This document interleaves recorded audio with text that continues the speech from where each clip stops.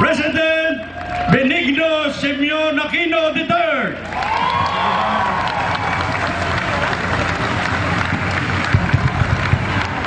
Magandang gabi po, maupo yung Messina, yung wala po, sabihin na lang niyo ako nakatayo kung pwede. Siyempre, patiin ko muna, Speaker Sonny Belmonte, na namang napakahusay na leader natin sa Kongreso, ating campaign manager, Senator Frank Trilon, ating party president sa Liberal Party, Secretary June Abaya. Siyempre, hindi tayo mabubuo dito kung wala yung mga party president ng ating mga kaalyadong partido sa pamumuno ng Nacionalista Party ni Senator Manny Villar, ang Nationalist People's Coalition, pamumuno po ni Congressman Henry Coamo, nandiyan po sa mandalikod. Ang Akbayan po, siyempre kilala po nyo si Ronald Llamas, pero hindi po siya ang Pangulo. Si Arlene Santos po ang National President ng Akbayan. Ating po mga kasamahang senador, kongresista ngayong gabi. Pero kung papayagan po nyo, alam po nyo, mahirap naman talaga mga kampanya sa buong Pilipinas. At pag natapos po yung kampanya, yung paggawa, importante po yung kumakatawan sa atin para talagang mabilis ang pagtahak natin sa tuwing dalandas. Hayaan yung batiin ko ilang po sa kanila. Siyempre, nandiyan po ang magsusugod, nagsusugod at magsusugod pa muli ng pagtahak natin at tigandaan sa Kapikulan, lalo na sa Albay, si Governor Joey Salceda. Sa ARN po, nandiyan si Governor Mujib Hataman. Sa Maguindanao, nandito po si Governor Toto Magundadato. Sa Pangasinan naman po, nandiyan si Nani Braganza. Sa Nueva Ecija, nandito po yung nakakatanda kong kaklase, si Mayor J. Vergara ng Camaratuan. At marami pa akong iba, kaya lang ako may time limit rin. Pasensya na po. Pero sa susunod kayo naman po mapatingin natin. Makasaysayan po ang Plaza Miranda, hindi lamang po para sa Partido Liberal, kundi maging sa bawat Pilipinong naghangat na mamayani ang demokrasya, katarungan at kaunlaran sa ating bansa.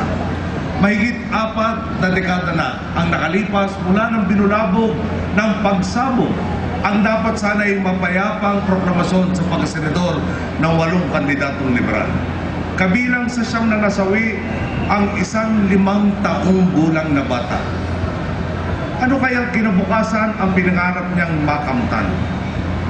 At ngayon pong gabi, nakatungtong tayo sa plasang diniligan ng kanyang dugo. Anong mga pangarap naman ang ipinupunda natin para sa kabataan ng kasalukuyang henerasyon? Marahil nga'y may tuturing natin na isang pagbabalik tanaw at pagpupugay ang pagtitipon natin ngayon. Isang selebrasyon ng sakripisyo at inspirasyon ng sambayanang patuloy na buwabangon at umaarangkada sa kabila ng mga pagsubok at trahedya, sa kabila ng dating baluktot at walang saysay na pamamahala, sa kabila ng mga huwad na pangakot 9.5 taon ng kalbaryo at pagdurusa.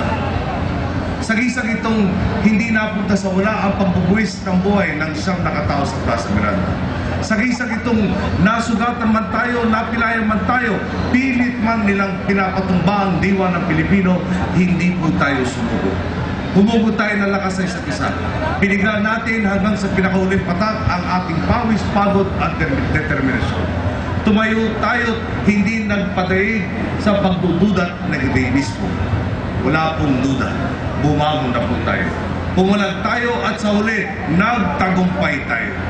Ngayon, meron tayong isang lipunan, bukal ng pag-asa at maunlad na kinabukasan. Ngayon, meron tayong isang bansang binuo ng inyong pagkakapit-bisig at nagkakaisang tinig. Ngayon, meron tayong isang Pilipinas na tinitingala ng buong mundo, maliban sa isang bansang malapit sa atin. At kayong mga kaharap namin ngayong gabi, dito sa Plaza Miranda at sa buong Pilipinas, kayong hindi nagsawang pumanig sa tapat, sa mabuti at sa tama, kayong handang magbukas ng puso sa inyong kapwa, kayong hindi lumili sa tuwid na landas. Kayong aming mga boss, kayo ang gumawa nito.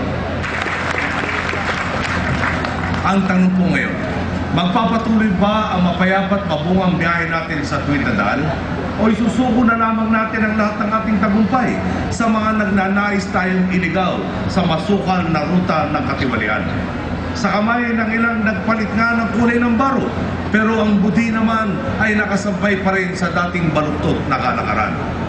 May mga nagsasabing madali raw makalimot ang Pilipino. Napaulit-ulit lang daw tayong nabibitag sa pagkakamali dahil hindi raw tayo natututo sa mga bangon ng ating kasaysayan. Hindi po ako naniniwala rito. Gusto ko po sanang subukin ang talas na memorya ng ating mga boss ngayong gabi. Sino kaya ang nakalimot na?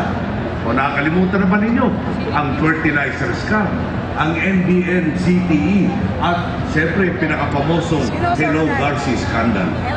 Nakakalimutan na ba ninyo ang mga segunda manong chopper o helicopter sa PNP at ang nakaka-high blood na pagbaha ng kape sa Pasko? Nakakalimutan na ba ninyo na ang bigas na dapat sanang bubuhay sa magsasaka, pero dahil sa sobrang pag-angkat na hindi naman pinakinabangan, ay utang lang ang binuhay? Nakakalimutan na ba ninyo ang midnight appointee sa iba't ibang sakay ng pamahalaan, lalo na ang dating Chief Justice na pinatalsik ng sambayanan? Hindi po natin ito kailanman dapat makakalimutan. At hindi tayo papayag na maulit pa ito. Tandaan po natin, nariyan pa rin ang ilang mga alipores ng nakaraang administrasyon at ang mga kauri nila, pareho pa rin ang estilo. Hindi pa rin nagbabago ang ugali. Alam po nyo, sa tuwing magbubukas tayo ng bibig, agad nila tayo sinisiraan. Gaano mang kababaw para lang mapansin sila. Minsan nga, pilit pa sila naglalagay ng salita sa bibig natin na para bang mayroon pa silang manloloko sa harap ng tinatamasa nating pagbabago. Halimbawa na lamang ay itong 6.6% GDP growth ng ating ekonomiya sa 2012. Habang pinupuri tayo ng makarating bansang bilib na bilib sa atin, agad namang nag-ingay ang mga dating nasa pwesto. Ang bukang bibig nila, mas malaki daw sa kanila dahil 7.9% daw ang nagawa nila. Tanong ko po, aanin mo ang ganong numero kung isinangkala naman ang kinabukasan para lang may maipakitang drawing sa papel? May tulad po natin ito sa pagtatayong ng negosyo, tsak na hindi na makikita. Ang tsak na po, baon tayo sa utang na walang katuturan. Sa paggugol ng mali, maaaring ang tumaas na isang quarter ang GDP growth, habang sa susunod naman ay garantisado ang pagsama ng ekonomiya at pagdurusa dahil sa mga kailangang bayarang dapat sana'y hindi na inutang. Ganyan po talaga kung politika lang at pansariling kapakanan ang laman ng isip. At hindi ang totoong pakinabang sa mga mamayan. Kung talagang may nagawa sila para sa taong bayan, bakit sa loob ng 9.5 taon panay mga poster at tarpaulin lamang na kanilang mukha na may salitang cares ang naibalandra nila sa mga lansangan? Habang sa ating 2.5 taon na ipagawa natin ang Araneta Quezon Avenue Underpass, ang mungkahi po nilang gastos, 694 million pesos para sa proyekto nito. Ipinagawa po natin ito sa halagang 430 million pesos, 100 days ahead of schedule pa. Napailawan din natin ang halos 7,000 sitio na dati gasera lang ang tanglaw sa dilim kung meron man. May sasara na natin bago matapos ang taon ang backlog na 66,800 na silid-aralan. Napipinto na ang ating pagiging self-sufficient sa bigas at na-enroll na natin ang mahigit 82 milyong Pilipino sa PhilHealth. Napakalaki po. Salamat po. Napakalaki po talaga ng pagkakaiba. Wala tuloy akong ibang masabi kundi ang lakas naman ng loob ninyong magkumpara. Sabi nga nung nakakabata kong kapatid naman, huwag na po tayong magulat sa mga propaganda at pangumontra ng iba. Lalo na ngayon papalapit ng eleksyon. Huwag na po tayong magtaka kung may magpapalabo ng usapan. Sasabihin nilang bahagi sila ng tuwid na daan, pero kapag tumalikod ka, ayun, at nakatawid na sa kabilang bakulan, tinitibag ang mga reformang iyong nasimulan. Sabihin ng iba po, kaibigan ninyo kami, kasangga ninyo kami sa tapat na pamamahala, pero hindi ka pa nalilingat. Binabatikos na ang iyong prinsipyo at paniniwala. Minamaliit at binabahiran ng agam-agam ang lahat ng iyong positibong nagawa. Bakit ba sila kontra ng kontra sa ating agenda? Marahil po, ayaw lang magkaroon ng 21,800 na pabahay para sa ating mga sundalo at pulis. Phase 1 pa lang po yan. Sa araw na to, tinatayang 14,000 sa 31,200 na tahanan sa Phase 2 na proyekto ito ang naipagawa na. Baka po ayaw nilang maging matagumpay ang Framework Agreement on the Bangsamoro. Ayaw yata nilang maging mapayapa ang Mindanao. Ayaw nilang mabigyan ng pagkakataong umangat ang antas ng buhay ng halos 4 milyong pamilyang Pilipino at tumbas na tinatayang 20 milyong mamamayan na benepisyaro ng ating Pantawid Pamilya Program. Ayaw nilang manaig ang tuwid na daan. Ayaw nilang pumanig sa taong bayan. Ang balak nila, imaniobra ang pamahalaan pabalik sa lumang sistema. At ang tanong ko po ngayon sa aking mga boss, hayaan ba ninyong mangyari ito? Baka hindi ho nila narinig dahil iba ho doon, baka may edad ng konti, baka pwede nyo lakasan. Hayaan ba nyo? Salamat po. Ngayong gabi po, malinaw kung nasang panig ang 12 kasama natin sa entablado. Nagmula man sa iba't ibang partido, samahan, katulad natin silang bukas ang puso't isip na magambag ang gara ng Pilipinas. Ang susunod ko pong papakilala sa inyo, obvious pong hindi ko anak. At malamang naman talaga hindi ko pamangkin. Mas mukha kong classmate. Pinsa ko po si Bam Aquino, ang pambato ng bagong henerasyon. Nasa dugo na niya ang pagsiservisyo bilang youth leader at social entrepreneur. Kaliwat kanan na tatanggap niyang parangal mula sa pagiging pinuno ng National Youth Commission hanggang sa microfinance na nakakatulong sa maliliit na negosyo. Kitang-kita na kay Bam, bida ang mamamayan, lalo na ang kabataan. Ito po ay nakasama ko sa Kongreso at sa Senado. Ang susunod ay papakilala ko sa inyo, si Alan Peter Cayetano.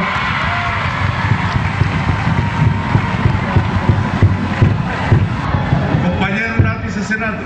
Kay Alan, walang lugar ang katiwalian sa pamahalaan. Mula sa City NBN deal hanggang sa pambababoy sa swine dispersal. Masinsidyang inimbestigahan ang mga anomalya ng dating administrasyon. Bilang lingkod bayan, itutuloy ni Alan ang kanyang krusada para sa katotohanan. Susunod naman po. Isa na naman namin nakasabay sa Kongreso at sa Senado, walang iba kundi si Chis Escudero. Ang boses ng taong bayan sa Senado.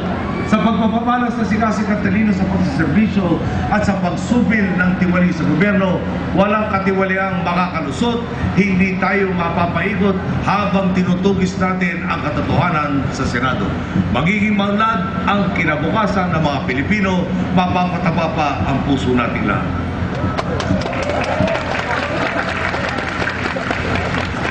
Si Risa Hontiveros, laging naninindigan para sa mga gandang laban. Itutuloy ni Risa sa Senado ang krusada ng mabuting pamamahala at pagsulong sa karapatan ng kababayan at ng mga higit na nangangailangan. Napakasikat pong personalidad dito si Risa. Pwede nagkaroon ng glamoroso at mas tahimik na buhay sa harap ng kamera, pero habang inaarugan ng nag-iisa ang kanyang mga anak, pinili pa rin niyang makasangga natin. Nasa panig po lagi siya ng mga madalas maiwan sa laylayan upang itaguyod ang pagkakapantay-pantay sa lipunan. Risa Hontiveros po.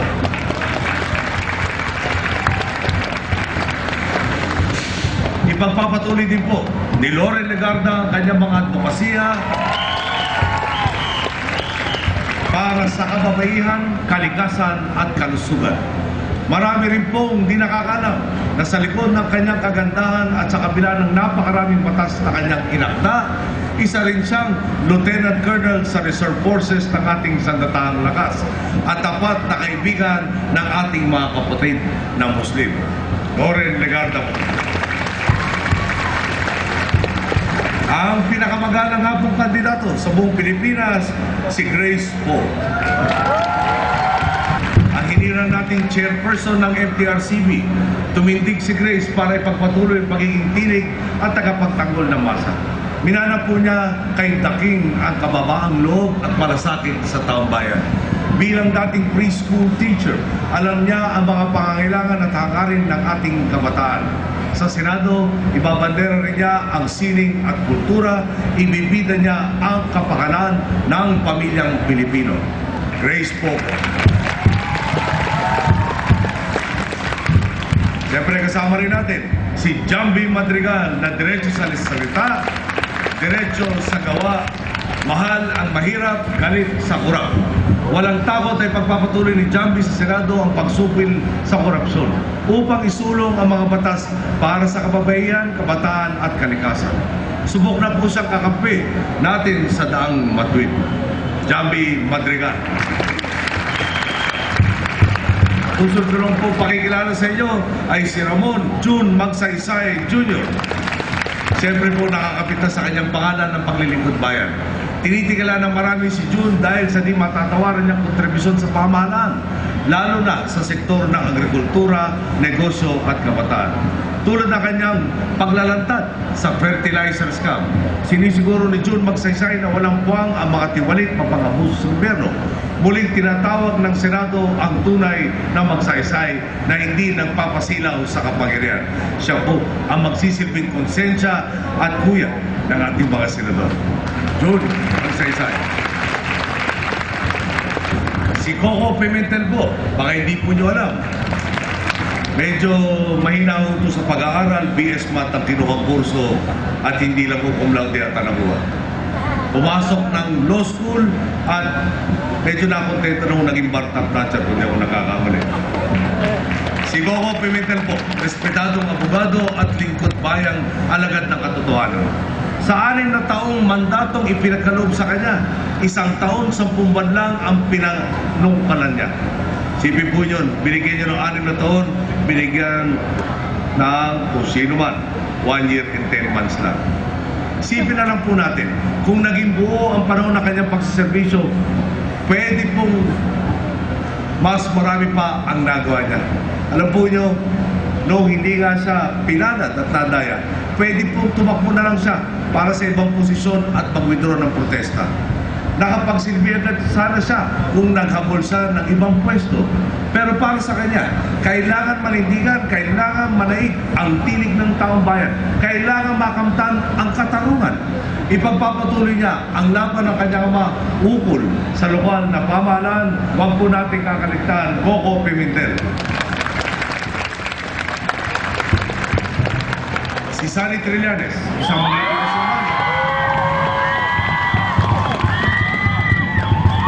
masigasig na miyembro ng Senado.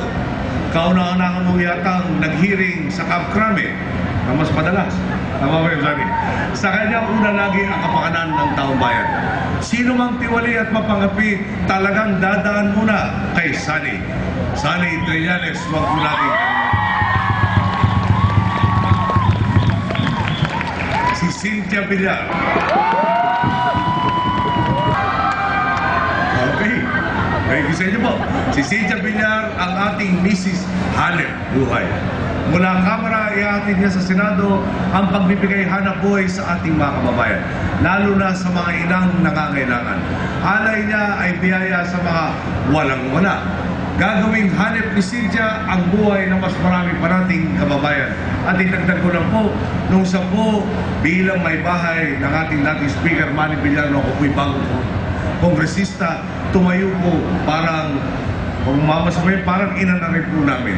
Nag-aruga, nagturo po sa amin, at masasabi ko sa inyo, ni kailanman hindi ho balagtot magsalita ang Cynthia Villar. Maasahan ang kanyang salita.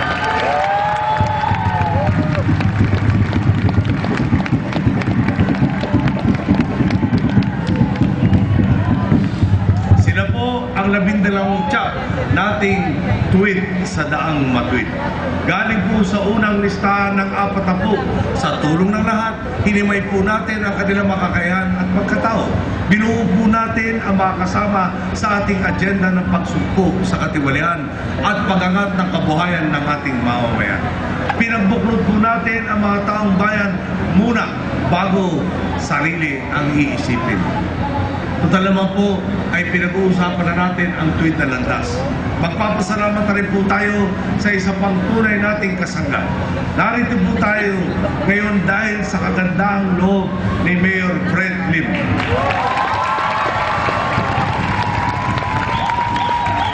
Alam nyo, isa pang tunay na action star sa totoong buhay. Hindi po katang-isip ang mga benepisyong nadala niya sa Maynila. Hindi lang po siya nagtayo ng mga ospital. Ginawa pa niyang libre ang pagpapagamot para sa mga mahirap. Sa totoo lang po, kuminsan po gusto ko magpa-seminar kay Mayor Lim. Paano mo napagawa? Dahil pwede naman ng isang floor lang eh. Tatawagin ospital.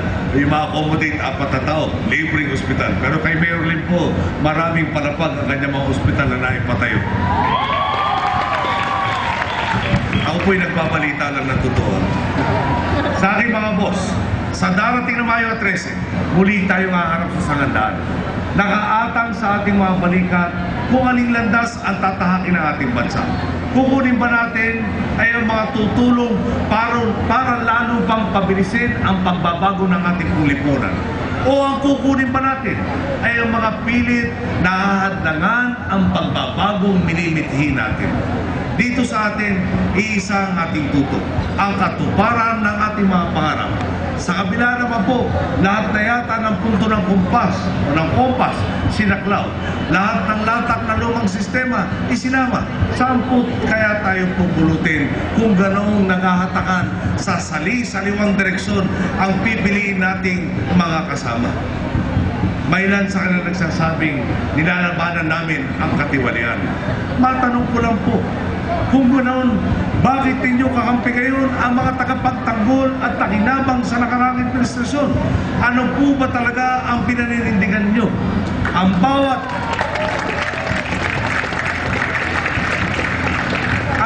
posisyon po sa Senado ay mahalaga sa ating isinusulong na agenda. Nasaksihan po ninyo itong noong impeachment trial, kung saan mapalad tayong may 20 senador na nanindigan para matapos na ang pang-aabuso sa ating hudikatura. Ang mga nagawa natin, patunay na hindi imposibleng maabot ang ating mga adhikain. Nakamtan natin ang mga tagumpay na ito sa loob ng 2.5 taon. Natural po ang kasunod na tanong. Bakit hindi nila ito nagawa sa 9.5 taon na lumipas? Bakit napabayaang magdusa pa ng halos 1 dekada ang mga kababayan nating pwede palang nairaos na? Ilan kaya ang napagaling o hindi na napalala ang karamdaman kung ang mga PhilHealth beneficiaries ay nai-enroll na noon pa? Ilan kaya sa mga kabataan kung nakatanggap ng pantawid pamilya ay nakagraduate na sana? Lahat ng tinatamasa natin sa kasalukuyan pwedeng nakuha na natin noong nakaraang dekada. At ito na naman po silang mga nakinabang sa dating bulok na sistema. Umaasa sa boto ninyo, umaasang malililang na naman tayo sa kanilang mga pangako. Magpapaloko pa ba po tayo? Marami pa po tayong nais na edit sa makabuluhang programa o na makabuluhang programa sa bansa. May mga kababayan pa rin po tayo nangangailangan ng pagkaling at naghahangad din mabigyan ng pagkakataon para itimon ang sarili nilang kapalaran. Hindi ko po ito kayang gawing nag-iisa. Kung nais natin magtuloy-tuloy ang pagbuhos ng mabubuting pangyayari sa ating bansa, kung gusto nating magpamana ng makabuluhang kinabukasan sa ating mga kabataan, kung gusto nating dumami pa ang mga positibong bunga ng ating tuwidadaan, kailangan dalhin natin ang buong Team Pinoy sa Senado.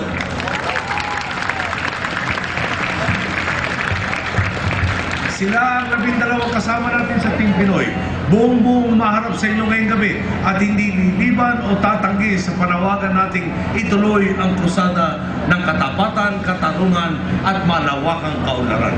Kompleto silang tumitindig dito sa Plaza Miranda sa dambana ng demokrasya at kalayaan bilang tanda ng kanilang panata sa mamamayan. Hindi sila magnanakaw, hindi nila ipagkakanulo ang tiwala ng sambayanan at lagi nilang isa sa alang-alang ang inyong kapakanan.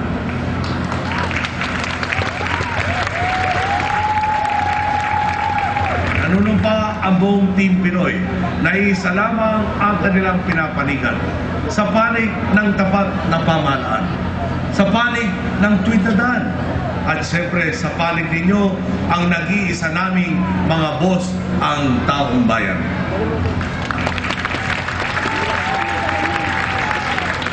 Sa pagtatapos po, may mga nagtatanong sa akin, medyo dumadalas, paano pagdating ng 2016? Anong solusyon natin? Baka naman temporary lang ang nangyayari sa atin. Ang parating kong sagot, kaya tayo nagbago dahil sa ating mga boss. At ang mga boss natin ang susi para maniguradong pambabagong to ay mananatili maski pagdating ng panahon na ako po'y nagretiro na. Yan po ang paniniwala ko po, buo ang tiwala ko sa inyong lahat. Tuloy na tayo dito sa tuwid na landas. Magandang gabi po, maraming salamat sa lahat.